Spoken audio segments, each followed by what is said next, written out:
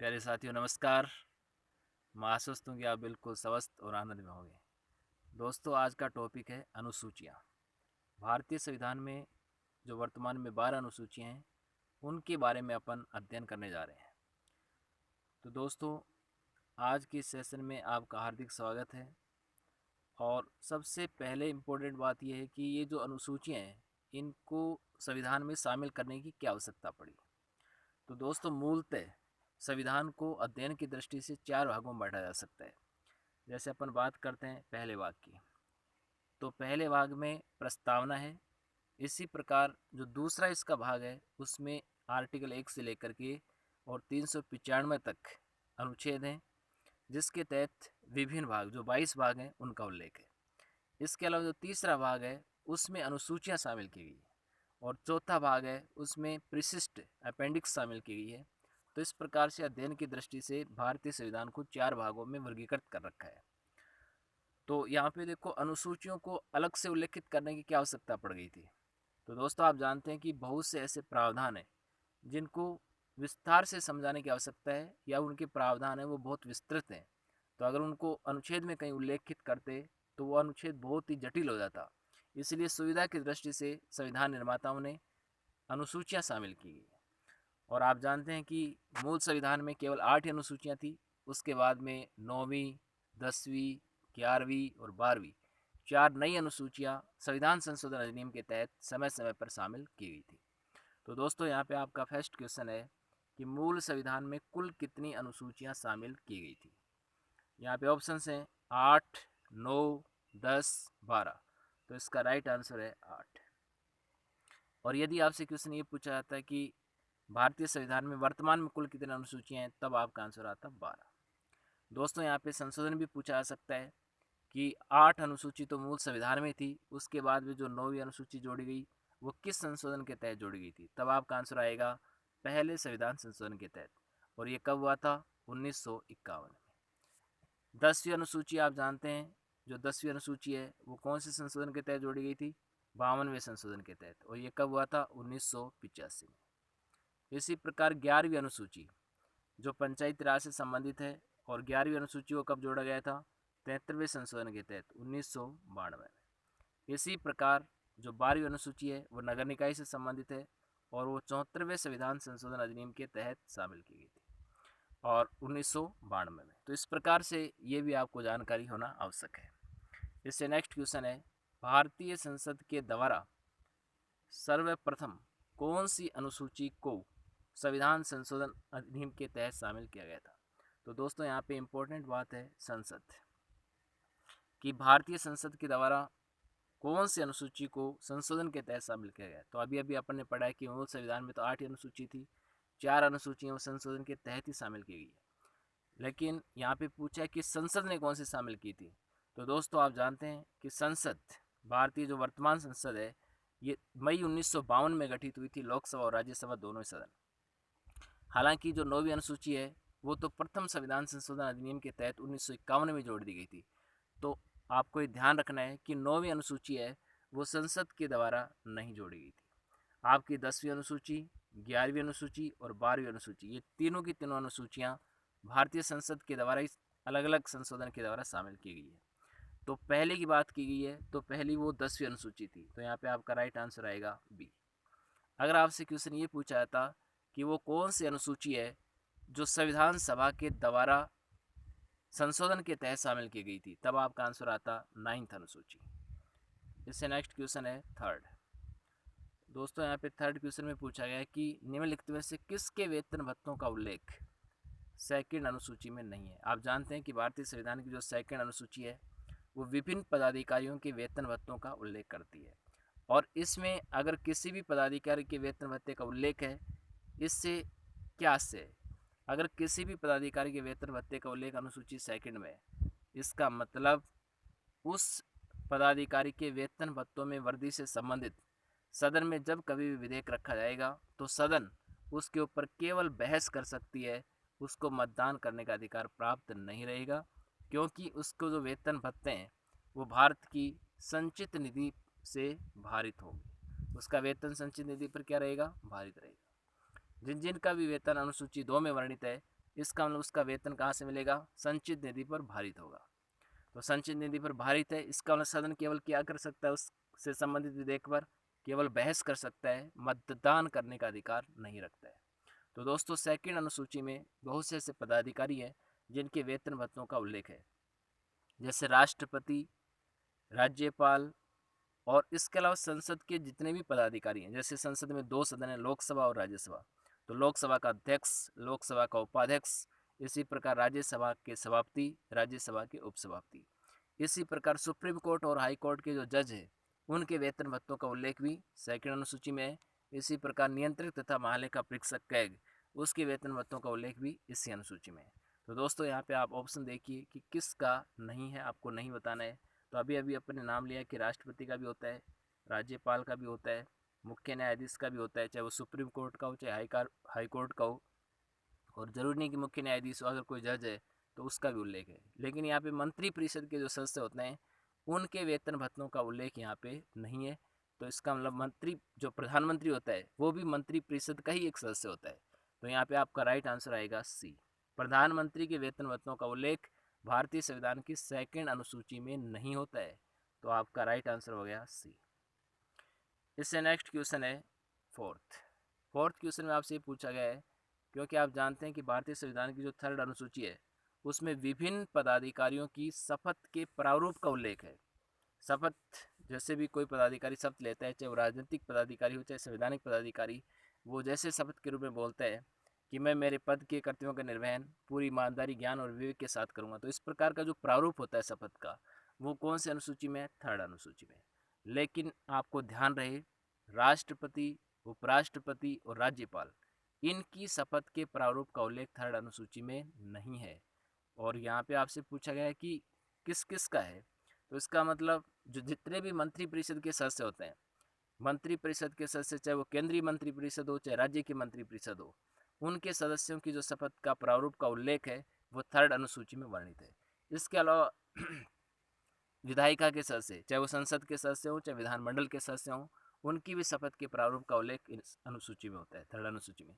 इसी प्रकार कोई भी एमएलए बनता है या कोई एमएलसी बनता है, यानी विधानसभा या विधान परिषद का सदस्य बनता है, या लोकसभा या राज्यसभा का सदस्य बनता है, तो वो बनने से पहले निर्वाचन फॉर्म जो अप्लाई करता है, तो उसके समय भी, यानी निर्वाचन हेतु भी वो जो अभ्यर्थी के रूप में एक फॉर्म भरता है, फॉर्म अप्लाई करता है, तब भी उसको शपथ लेनी पड़ती है, और उसकी शपथ के प्रारूप का उल्लेख भी इसी अनुसूची में होता है। और इसी प्रकार जो सुप्रीम कोर्ट, हाई कोर्ट के जज हैं, उनकी शपथ के प्रारूप का उल्लेख भी यहाँ पे होता है। लेकिन राष्ट्रपति, उपराष्ट्रपति और राज्यपाल, इनकी शपथ के प्रारूप का उल्लेख यहाँ पे नहीं होता है। तो आपसे पूछा है कि किसकी शपथ के प्रारूप का उल्लेख है, तो यहाँ पे ऑप्शन है राष्ट्रपति का नहीं होता है, राज्यपाल का भी नहीं होता है, उपराज्यपाल का भी नहीं होता है। तो यहाँ पे किसका होता है? प्रधानमंत्री, क्योंकि प्रधानमंत्री एक मंत्री परिषद का सदस्य है, और मंत्री परिषद के जितने भी सदस्य हैं, चाहे वो केंद्रीय स्तर की मंत्री परिषद हो चाहे राज्य स्तर की मंत्री परिषद हो, उनके शपथ के प्रारूप का उल्लेख यहाँ पे अनुसूची थर्ड में वर्णित होता है। दोस्तों इससे नेक्स्ट क्वेश्चन है, निम्नलिखित में से कौन से राज्य का उल्लेख 5वीं अनुसूची के अंतर्गत नहीं है? तो सबसे पहले तो आपको ये पता होना चाहिए कि भारतीय संविधान की 5वीं अनुसूची का संबंध किससे है। तो अनुसूचित क्षेत्र तथा अनुसूचित जो जनजातियां हैं उनके प्रशासन से संबंधित जो नियंत्रण का प्रावधान का उल्लेख है वो भारतीय संविधान की 5वीं अनुसूची में वर्णित है। तो दोस्तों वर्तमान में भारतीय संविधान की जो 5वीं अनुसूची है, इसके अंतर्गत 10 राज्यों को शामिल कर रखा है। उन राज्यों में कहीं ना कहीं अनुसूचित क्षेत्र है या फिर अनुसूचित जनजातियां निवास करती हैं, तो उनके प्रशासन और जो नियंत्रण होता है वो केंद्र सरकार के अधीन होता है। ये 10 राज्य कौन कौन से हैं, ये आपको नाम याद रखने हैं। जैसे राजस्थान, महाराष्ट्र, गुजरात, छत्तीसगढ़, झारखंड, ओडिशा, इसी प्रकार मध्य प्रदेश, आंध्र प्रदेश, हिमाचल प्रदेश और तेलंगाना। ये 10 राज्य हैं जिनमें वर्तमान में 5वीं अनुसूची के तहत वो वर्णित हैं। तो यहाँ पे आपको पूछा है कि नहीं है, तो देखो राजस्थान मैंने अभी नाम लिया, राजस्थान है। अभी मैंने गुजरात का नाम लिया, गुजरात भी है। झारखंड का नाम लिया, झारखंड भी है। नहीं है, कौन सा नहीं है? उत्तराखंड नहीं है। तो आपका राइट आंसर हो गया सी। इससे नेक्स्ट क्वेश्चन है 6, निम्नलिखित में से कौन से राज्य का उल्लेख 6ठी अनुसूची में वर्णित नहीं है? तो दोस्तों 6ठी अनुसूची में वो 4 राज्य हैं जो मेंशन कर रखे हैं। और वो 4 राज्य हैं असम, मिजोरम, मेघालय और त्रिपुरा। तो दोस्तों यहाँ पे 4 राज्य हैं जो अनुसूचित, जहाँ पे अनुसूचित जनजातियाँ निवास करती हैं। तो वहाँ पे उन राज्यों में जो अनुसूचित जनजातियों का प्रशासन और नियंत्रण है वो केंद्र सरकार के द्वारा ही किया जाएगा। इस बात का उल्लेख 6ठी अनुसूची करती है। तो यहाँ पे आपसे पूछा है कि नहीं है, तो देखो असम है, मिजोरम भी है, यहाँ पे मणिपुर और नागालैंड नहीं है। तो यहाँ पे आपका राइट आंसर क्या आएगा, क्योंकि 2 ऑप्शन है तो इस प्रकार के क्वेश्चन आएंगे तो आपको कूट भी दिए जाएंगे। तो इसका आंसर आएगा सी और डी। इसका राइट आंसर है सी और डी दोनों। इससे नेक्स्ट क्वेश्चन है 7। दोस्तों 7 नंबर का यहाँ पे क्वेश्चन है कि 42वें संविधान संशोधन अधिनियम 1976 के तहत। तो पहला तो क्वेश्चन यही बन जाता है कि कौन से संविधान संशोधन अधिनियम को लघु संविधान या मिनी कॉन्स्टिट्यूशन भी कहा जाता है। तब आपका आंसर आएगा 42वें संशोधन को कहा जाता है, क्योंकि इसमें बहुत से प्रावधान हुए थे। संविधान के हर एक भाग को इसमें संशोधित करने का प्रयास किया गया था तत्कालीन इंदिरा गांधी सरकार के समय। तो दोस्तों यहाँ पे बात ये की गई है कि इस संशोधन के तहत राज्य सूची के कितने विषय हैं जिनको समवर्ती सूची में शामिल कर दिया था। आप जानते हैं कि केंद्र तथा राज्य के मध्य जो शक्तियों का विभाजन किया गया था उसका उल्लेख भारतीय संविधान की 7वीं अनुसूची में। और उस 7वीं अनुसूची के तहत 3 सूचियां बना रखी हैं। एक आपकी जो यूनियन लिस्ट है जिसको अपन संघ सूची कहते हैं, एक आपकी स्टेट लिस्ट है जिसको अपन राज्य सूची कहते हैं, एक समवर्ती सूची जिसको कॉन्करेंट लिस्ट कहते हैं। तो आप जानते हैं कि 1935 का जो अधिनियम लागू हुआ था उसमें पहली बार केंद्र तथा राज्य के मध्य शक्तियों का विभाजन करके उन 3 सूचियों को बनाया गया था। तो उस समय संघ सूची में कुल कितने विषय थे, 59 विषय 59, राज्य सूची में 54 और कॉन्करेंट जो लिस्ट है समवर्ती सूची है उसमें 36 विषय शामिल थे। वर्तमान में अगर बात करें तो यहाँ पे 97, संघ सूची में 97। इसी प्रकार आपकी जो राज्य सूची है इस राज्य सूची में 61 विषय हैं। इसी प्रकार समवर्ती सूची में 52 विषय हैं। दोस्तों आप जानते हैं कि संघ सूची में जो भी विषय शामिल होता है उस पर कानून बनाने का अधिकार केवल और केवल केंद्र सरकार को होता है, यानी कि संसद को होता है।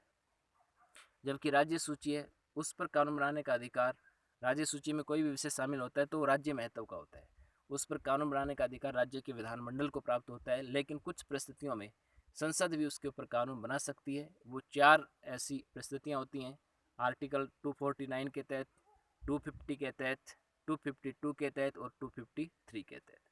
इसी प्रकार यहाँ पे जो 52 है, जो विषय हैं जो समवर्ती सूची में जो विषय शामिल किए जाते हैं वो राज्य महत्व के भी होते हैं, राष्ट्रीय महत्व के भी होते हैं। तो उस पर कानून बनाने का अधिकार संसद को भी होता है और राज्य के विधानमंडल को भी होता है। लेकिन कानून निर्माण को लेकर अगर किसी भी प्रकार का कोई मतभेद हो जाता है तो वहाँ पे संसद के द्वारा बनाया गया कानून ही मान्य होता है, ये आपको ध्यान रखना है। तो दोस्तों यहाँ पे अपना क्वेश्चन ये था कि राज्य सूची से कितने विषय थे जो समवर्ती सूची में शामिल कर दिए गए थे, क्योंकि पहले यहाँ पे 66 विषय थे और यहाँ पे 47 थे। तो 66 में से 5 घट गए, कितने हो गए, 61, और यहाँ पे 47 में 5 जोड़ दिए, 52 हो गए। तो ये जो राज्य सूची से 5 विषय घटा करके और समवर्ती सूची में शामिल किया गया था, ये किस संशोधन के तहत किया गया था, संशोधन पूछे तो 42वें संशोधन। और कितने विषय, तो 5। ये आपको ध्यान रखना है। 5 विषय कौन कौन से हैं ये भी आपको ध्यान रखना है।